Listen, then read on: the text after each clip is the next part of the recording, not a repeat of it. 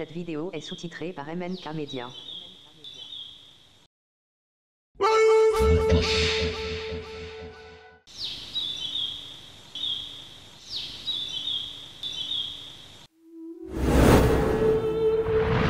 ndeysaan am na benn guddi bu jot a des ci mémoire jullit yi naka la guddi googu demee naka la ci yonent bi alayhi salaatu wasalaam di demee ba Jérusalem baytal Maqdis ngir julli fa ak yeneen yonent yi te ñëwaat ci même heure bi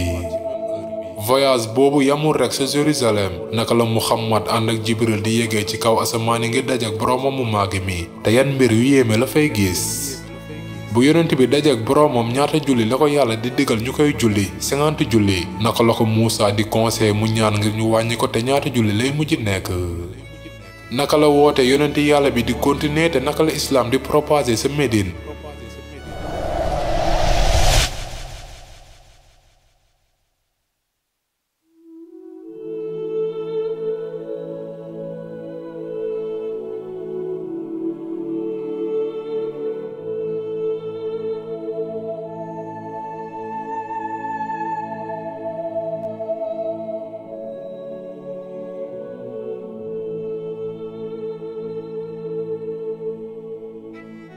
épreuve yi ngi doon gën a yokk ngir yonent yàlla bi alayhi salaatu wasalaam te tiisaangeem ba ngi doon gën a rëy dinañ wax ci benn guddi bu jot a des ci mémoire jullit yi ginnaaw bi yonent bi jullee gee te dem ci kër wu miyaani fi mu tëdd te nelaw ci guddi ci Jibril alayhi salaam ñëw na yee ko yonent bi jóg na te génn na ci kër bi mu doon nelawee jaar na ci kaaba gi te dem na ànd ak malaaka Jibril yonent bi nee na ci moment boobu foofu gis naa ngandi maamu mala monture bu merveilleuse bu yore woon ñaari laaf ab mala la buy transporter yonent yi ak benn jéegoom rek danaa teg tànkam fi bët mu noonu yam yonent bi alayhi salaatu wasalaam toog na ci kaw mala boobu tudd al buraak te ci lëndamaay guddi gi nekk na di naaw jubali Jérusalem baytal Maqdis nekk na voyage bu rëy te magnifique ki gën ci mbindeef yi yéeg ci mala boobu ñu jagleel yonent yi ànd ak Jibril alayhi salaam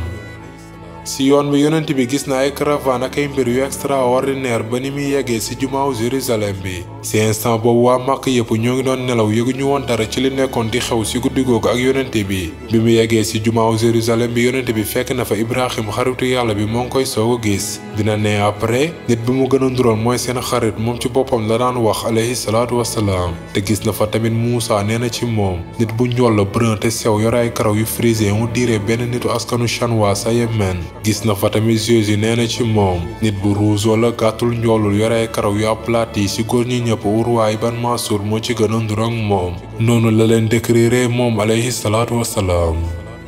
sa baytal Maqdis diggante ay yonente ci suuf si teddu soos si julli nañ ci ginnaaw yonente Muhammad alayhi salaatu wasalaam mi leen jiite après julli bi andi nañ ko ñaari kaas benn bi meew la amoon beneen bi sàngara ci la yonente bi tànnee kon bi amoon meew Jibril ne ko kon gindi nañ la ci gëm-gëm originel ak tamit sa communauté da nga noo réer yow ak sa communauté boo tànnoon sàngara si après loolu yonente bi dellu na ci lalam ci këru miyaani fi mu tëddoon nelaw guddi gi yépp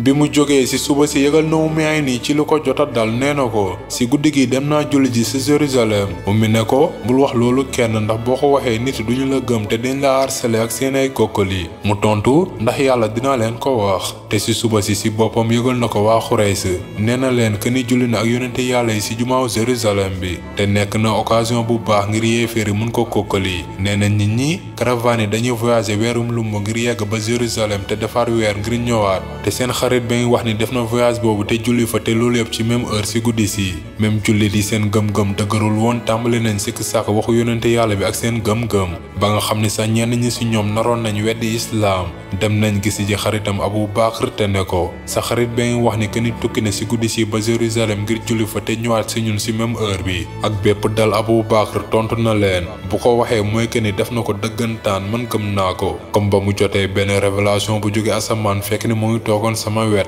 naka laa ko mënee bañ a gëm ci lim leen wax te bi saxaaba yi ànd ak Abu Bakr ak tamit yéeféeri dajaloo wi wër yonent bi alayhi salaatu wasalaam laaj nañ ko lan ngay wax nii yonent bi mi mësul woon visiter jumaaw Jérusalem bi tontu na leen dinaa leen décrire wax leen ni jumaaw Jérusalem bi mel ci ay détaayam te yéeféeri tëkku nañ ko ne ko mënu ko def ñenn ci ñoom mësoon nañ visiter ba pare jumaaw Jérusalem bi yonent bi tàmbalee na leen kon décrire baytal Maqdis ci ay détaayam xeer par xeer dina ne ci mbir moomu ci instant boobu yëkkati nañ image Jérusalem bi sama kanam kanam comme si que mooy fi woon jàkkaarloog samay bët te saa su décrire benn mbir Abu Bakr daka daan dëggal ci ne certes dëgg ngay wax ba sa yonent bi alayhi salaatu wasalaam naan ko nekk nga ki dëggu ci communauté jullit yi. après yonent bi tëkkuwaat na yéeféer yi ci leeral leen que ni daje woon na caravane sangam ci bërëb sangam mu yab nangam te ka war na yegg màkk bés nangam jaaree ci dëkk bi di caanaan at daam im bi bés bi ñëwee yéeféer yi nekk nañ di xaar te caravane boobu présenté wu na seen kanam ci lu dëggu exactement comme ni ko yonent bi waxee woon. ci noonu lañu renforcer xolu jullit yi te yonent bi bëggoon na ci tukkeem guddi gi te certitude bee doon gañe xolu nit ñi xolu ñi gëm ñi bu dee nag yéeféer yi seen xol yi ngi doon gën a dëgër te wow fees ak een ak mer contre yonent yàlla bi alayhi salaatu wassalaam.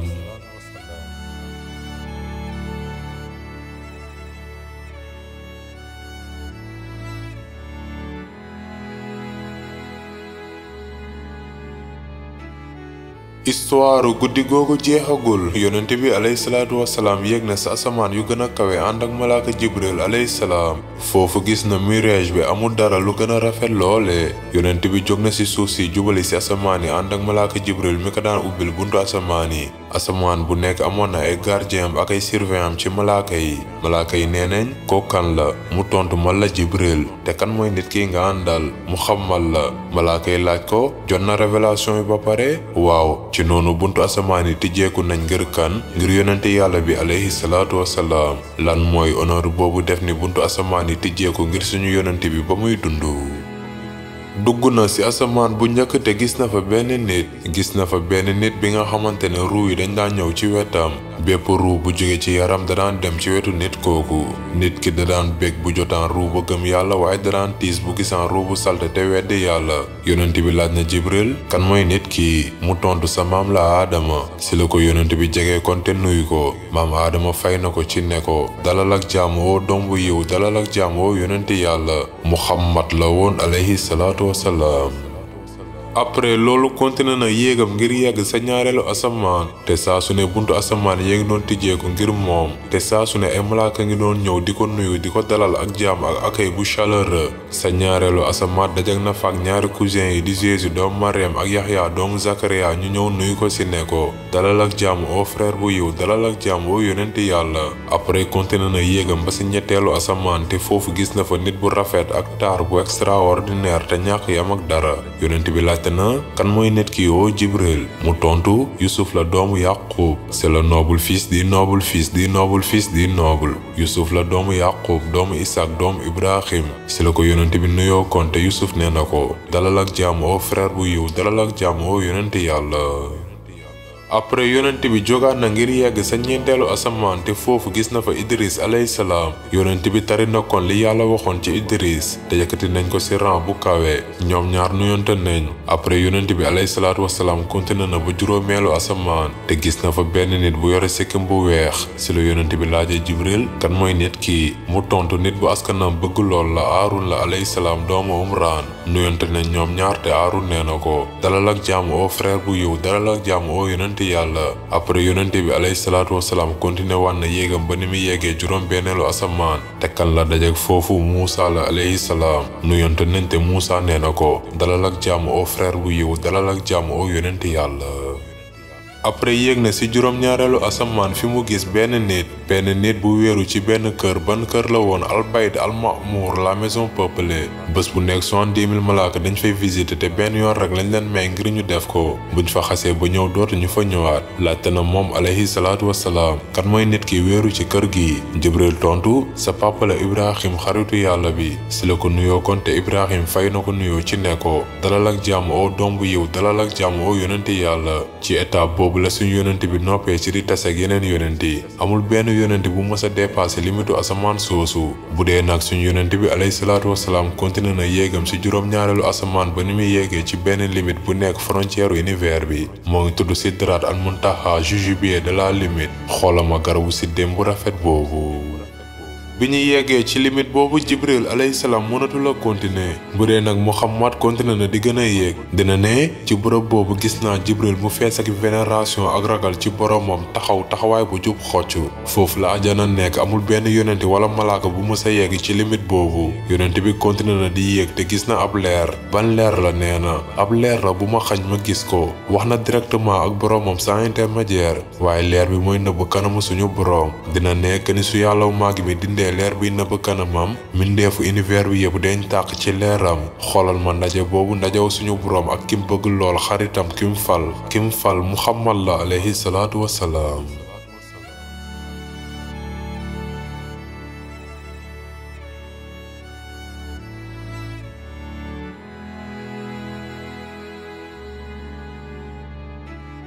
sa juróom ñaareelu asamaan yonent bi alayhi salaatu wasalaam wax naak boroomam jotu ko mën gis nee na ab leer moo ma tere ma gis ko xoolama ndaje bu rëy boobu xoolama kàddu gu rëy googu si asamaan soosu yàlla maa gi mi digal na suñu yonent bi ak suñu communauté bi jaamu bu gën a rëy mooy julli yàlla maa gi mi digal nañu loolu ci kaw juróom-ñaari asamaan yi te digal na 50 julli si bés bu nekk sa julli ba sa fajar ba fajaru bés bi si topp suñu borom digal na si 50 julli bu nekk amoon na lu ëpp benn inclinaison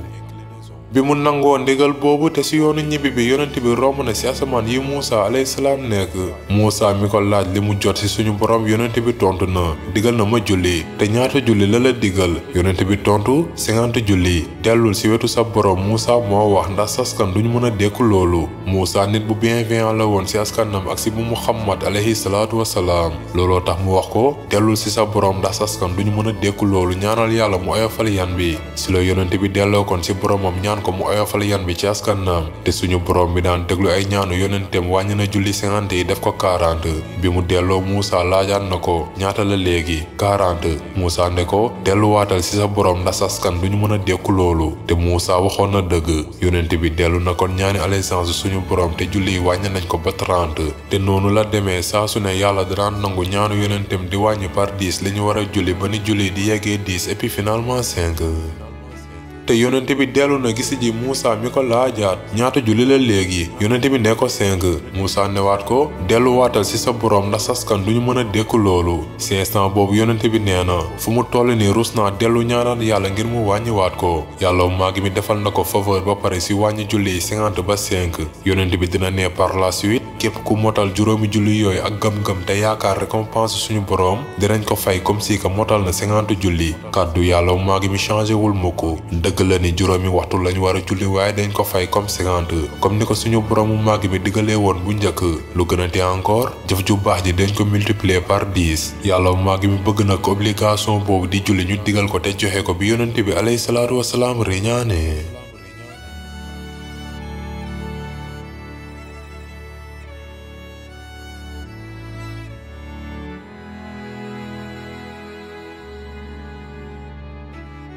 après riñaanam gi yonent bi alayhi salaatu wasalaam gën na yokk ay effort ngir woo nit ñi ci yoonu yàlla bu màgg mi devise am moo nekkoon woneel kon ci lu leer liñ la digal te méthode am waxal sama baata ngi nii maa ngi woo nit ñi ci yoonu yàlla man ak ñi ma topp ñu ngi basé wu ci ab preuve bu leer nañ subhanallah te bokkuma mukk ci bokkaalekat yi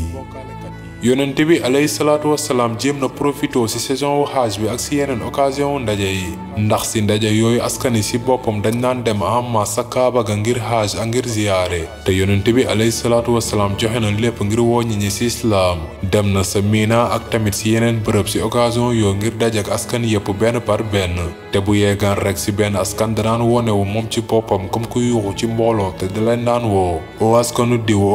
diw yàlla wu màgg mi yónni na ma ci yéen ngeen jaamu ko moom kese te bañ ko bokkaale te ngeen bàyyi yi ngeen koy bokkaale ak seen idole ak seen statut xeer yi te da ngeen a war a gëm sama mission bi ak li ma leen di wax te jàppale ma ci mission bi dajak naag askan par askan tribu par tribu individu par individu ci seen biir tànt yi ak ci seen ay siège te moo ngi àndaloon ak Abu Bakr as-Siddiq yal na yàlla bég ci moom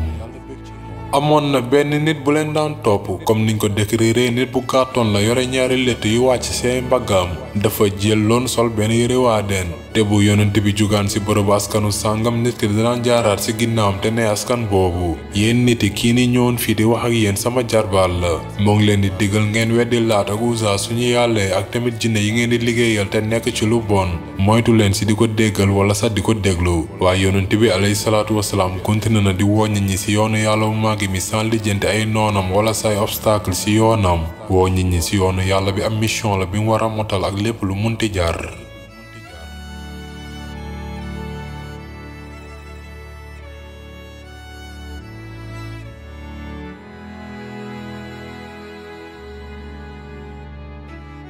yonent bi alayhi salaatu wasalaam continué na invité nit ñi ñu topp yoonu yàlla mu màgg mi ci seen ay tànt ak ci seen ay ndaje waaye saa su ne dañ ko daan dàq te bañ invitation ci islam ci moment boobu la yàlla mu màgg mi soppee histoire askanu jullit yi yonent bi dajek nag ci jamono jooju ay nit yu mu laaj yéen ay ñan ñu tontu ci askanu Xasaraas bi lañu bokk ci seigneur juif yi waaw ci la leen yonent bi laajee kon mën naa toog waxtaan ak yéen waaw desal ak ñun dañoo baaxoon ak moom ci la yonent bi toogee kon ak ñoom te tàmbalee na leen exposé islam après mu woo leen ngir ñu topp yoonu boroomam bi te li leen yonent bi doon wax neexoon na leen ci instant boobu yàlla def na en sorte que yeneen nit dugg ci diineem ay nit la woon yi nga xamante ne amoon na seen biir ay jaamukatu xërëm nee nañ seen biir xanaa juif yëgaluñ leen ni que ni jamono ji moo nekkoon bu benn yonent di feeñee juif yi dig nañ leen ñoom bu amul benn sikk sàkk kon bu leen nangu mukk ñu rivaliser ak yéen wala ñu njëkk leen ko topp ci lañ gëmee kon yonent bi ak mission jàng nañ fondement wu islam yi te ne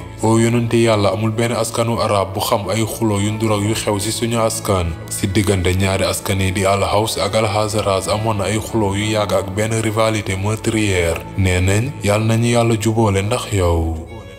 bi leen yonent bi jàngalee islam ba pare dellu nañ ci seen dëkk bi di Yafrib fi ñu naan tey Médine ci biir dëkk boobu amul woon benn kër bu daan woon wax ci yonent yàlla bi ci saison xaaj bi ci topp 12 nit waa Ansaar ay nitu Médine lañ partisan yonent bi ñëw nañ daje ak moom ci biir dëkk bi di al-Aqaba ñëw nañ ngir prêter serment d'allégeance ak yonent yàlla bi alayhi salaatu wassalaam benn serment biñ tuddee serment d'allégeance yu jigéen ñi te la moo tax ñu tuddee ko noonu ndax nekkul woon question wu xeex ci serment boobu def nañ serment waat ni que ni door ñu bokk ak la teg mu ko yàlla ak dara te dinañ déggal yonent yàlla bi alayhi salaatu wassalaam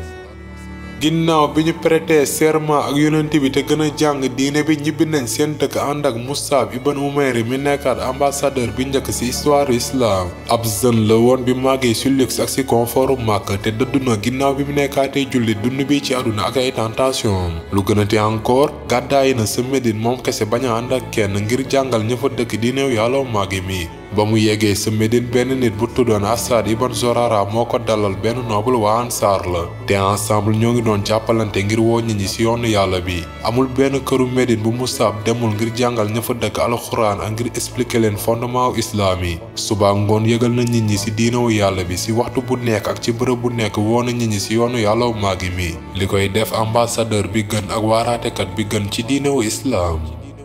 benn bés Mus'ab ànd ak Asad ibn Zurara ñu ngi doon jàngal benn groupe bu nit islam ci noonu rek ñaari nitu noble Yafrib Saad ibn Mu'ad ak Usayri ibn Udayr ñu duggul woon ci islam li Mus'ab ak Asad doon def metti woon na leen ci la Saad newee Usayri da nga war a dem wax ak ñoom ci noonu ci la demee gis Asad ak Mus'ab te ne leen lan ngeen ñëw def ci suñu askan yéen a ngi yàq suñu feebal yi te soxoroon na bon seen kanam ci la Asad tontoo ba nga toog déglu lu ñuy wax doo ci jëlee dara lu metti ci di déglu ay kàddu yi lay mën a neex dans le cas contraire dañ satisfaire sa désir mu tontu li ngay ma proposer raisonnable na ci noonu Usayri jam na lansam bi ci suuf toog ak ñoom te nekk di déglu li Mus'ab doon wax nekk na di ko wax ci islam ak di ko taril alxuraan ci moment biñ ko tarilee alxuraan bi kanamu Usayri bi tàmbalee na soppeeku kanamam bi soppeeku na te leer na kàddu alxuraan yi laaloon na ko te bi tari bi jeexee Usayri nee na li ngay wax ni yéeme na te rafet lan lañu war a def ngir dugg ci seen diine bi mu tontu amul dara lu ko gën a yomb dangay sangu fóot sa yére te wax seedewu gëm-gëm bi après nga julli ñaari raaka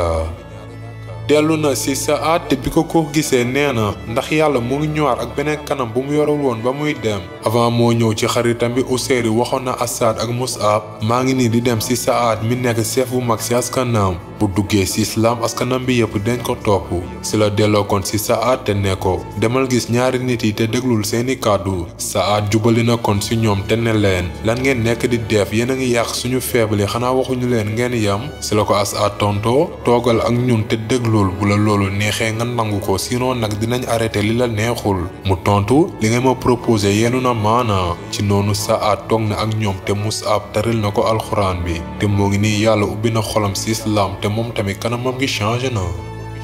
wax na jugement bu juste te dëggu avant moo dem gisi ji waa askanam te ne leen o doom Abdallah Charlie lan ngeen ma considéré. ñu tontu yow yaay suñu chef yow yaa ki gën si ñun bu dee ni ngir jël ay décision la te yow yaay ki gën a sage. si la ne tere naa sama bopp wax ak kenn si yéen muy góor wala jigéen tànk duggoo leen ci diine bi te gëm yonente yàlla bi. ci noonu askanam bi yëpp dugg nañ si islam te gëm yàlla ak yonenteem. noonu la islam propagé sa Yafrib loolu tàmbali na ak benn groupe bu ndaw si askanu Hazraj bi te yonente bi alayhi salaatu wasalaam bàyyiwul ma ko askan par askan ba ni serment wu d'allégeance ak waa Ansaar yi di amee te noonu la islam propagé ci Médine bi yëpp.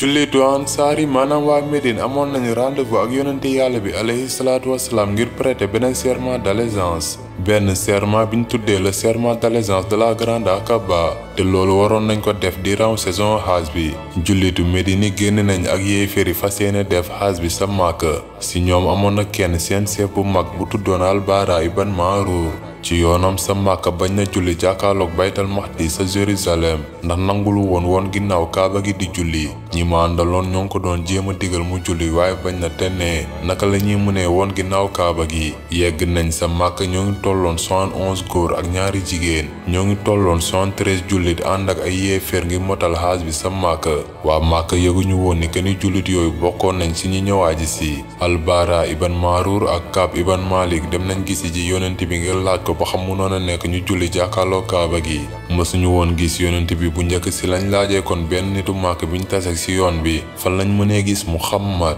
mu tontu xam ngeen ko déedéet. xam ngeen Al Abbas waaw kon di ngeen ko fekk mu toog ak Al Abbas wetu kaaba gi. Al-Bara ibn Ma'rur dina ne après jubali nañ ci kaaba gi te gis nañ Al Abbas mi ñu xamoon bu njëkk ndax Al Abbas commerçant la woon bi daan ñëw souvent Médine te foofu toog nañ ci wetu yonent yàlla bi. yonent bi laaj na Al Abbas xam nga nit yi. Abbas tontu waaw kii ni Al-Bara ibn Ma'rur la chef bu mag la ci askanam te keneen ki Kaab ibn Malik la. Kaab ibn Malik poète bi waaw moom la. Kaab ibn Malik dina ne après duma fàtte mukk moment yooyu béggoon naa ci gis ni que ni yonent bi xamoon na ma ba pare. Al-Bara ibn Ma'rur dina ne ci lañ laajee kon yonent bi bu fekkee ni mënoon a nekk ñu julli jàkkaarloo kaaba gi. ci la yonent bi tontoo am nga benn xibla ba pare kon dalal li doon signifie que ni dafa waroon xaar te continuer di julli jàkkaarloog Jérusalem. Al-Bara dina ne ci lañ delloo kon ci suñu campement. fi ñu waroon daje ngir serment d'allégeance mooy Al Aqaba ci ñaareelu bés bi après sacrifice bi ginnaaw bi benn pàcc ci boo xaajee guddi gi ñett jàllee te que ñi ngi doon nelaw ci seen ay campement. julliti dem nañ ci Al Aqaba 71 góor ak ñaari jigéen dem nañ discrètement seen rendez-vous ak kan ak ki ñu bëgg lool alayhi salaatu wassalaam ngir benn serment buy changer le cours de l'histoire. génn nañ ay xaaju guddi ku nekk ci sa campement sans kenn yëg lu xew du ñi àndaloon ci yéeféer te du tamit waa Makka. ci pet dox nañ ba ni ñuy yeggee ci benn tund sa Aqaba fi ñu dajeek yonente yàlla bi alayhi salaatu wassalaam ngir prêter serment d'allégeance.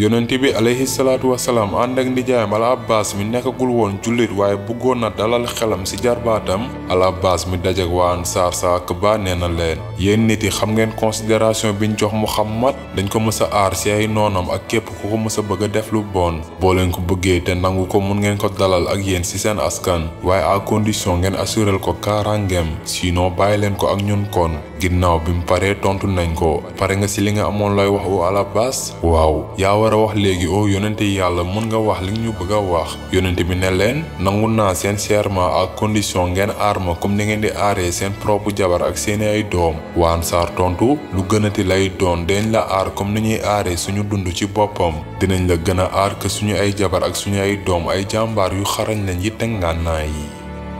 benn nitu waa Ansaar bu tudd Abulaay tam jóg na te ne o yonente yàlla am nay lien yu bari diggante ñun ak nit yi dafa bëggoon wax ni que ni amoon na ay pacte ak ay contrat diggante ñoom ak juif yi am na ay lien yu bari diggante ñun ak nit yi waaye dinañ désengagé wu na nga ñuy abandonné te dellu si sa waa askan bu yàlla defee nga triomphé te yëkkati la si nit yi ak si araab yi yonente bi tontu si yéen laa bokk yéen ngeen bokk ci man seen deret mooy sama deret te seen destruction mooy sama destruction dinaa xeex képp ki ngeen di xeex te dinaa nekk si jàmm ak ki ngeen am ak jàmm waa Ansaar bëgg nañ te prêté nañ serment d'allégeance ak yonente yàlla bi alayhi salaatu wassalaam yonent bi alayhi salaatu wasalaam tànn na si ñoom 12 délégués 9 si waa Xasraj ak 3 si waa Aws te après décidé nañ dem ñibbi seen dëkk waaye balaa ñoo tas te ñibbi kan moo for nopp si serment boobu kenn si seytaane yi la ci noonu seytaane bi nekk na di yuuxu ci kaw tund Al-Aqaba bi oo yéen si seen biir kër ak si seen ay colline xam ngeen ni que ni Muhammad ak ñi gëmul dara ñi dajaloo nañ ngir xeex leen moo ngi doon yuuxu ngir ñëpp mën ko dégg te nit ñi nekk nañ di wër fi yuuxu bi daan jóge waa Ansaar laaj nañ yonent bi lii lan la yonent bi tontu seytaane waa Al-Aqaba bi la ndax yàlla dina la lijjanti yow noonu yàlla bi waa Ansaar ne danga bëgg ñu lijjanti ko oo yonent yàlla déedéet jotaguñu ndigal ngir def ko te digal na leen ñu dellu ci seen ay campement si suba bi ci topp waa Xuraysi jot nañoo for nopp serment boobu te nekk nañ di leerlu information boobu ci wetu seefu Xasraj yéeféer yi si seefu Xasraj yooyu amoon na Abdallah ibn Ubay ibn Salul te bi waa Xuraysi ñëwee laaj est-ce que dëgg la ni que ni da ngeen a signé benn pacte ak Muhammad ngir xeex ak ñun Abdallah tontu na déedéet li ni mel du mës a am sama waa askan duñu mës a def loolu sans que ñu laaj ma sama avis te waa Xuraysi gëm nañ kàddu yooyu te dem ñibbi yéeféeru Xasraj yëguñu woon serment boobu bu dee nag waa Ansaar dellu nañ sa Médine ak ay njiit seen kanam 12 délégués yore seen biir xol drapeau islam si mbébétu sanc nation bi njëkk ngir jullit yi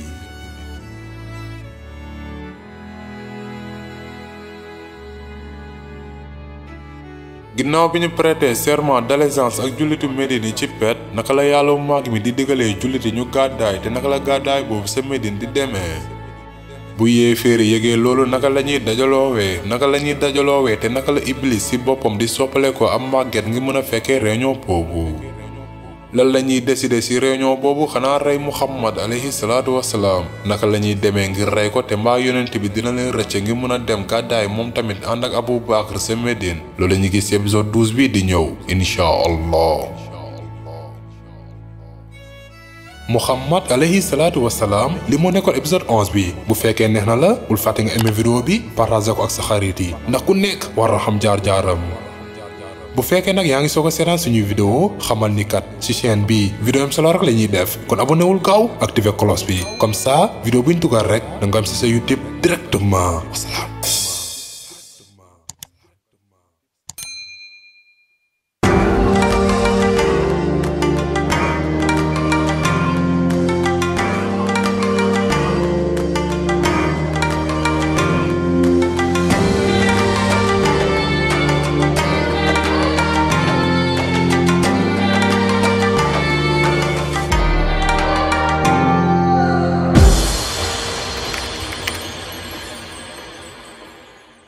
pour nag ñi nga xamante ne dañoo bëgg ñu defal leen ay publicité ci chaîne bi moo xam ci njaay bi ñu nekk liggéey bi ñuy def service bi ñuy joxe wala ci seen entreprise woote leen gaaw ci 77 773 94 83 su ko defee ci ay njëg yu yomb nga am ay clients yu bari kon nag bul tardé wooteel gaaw.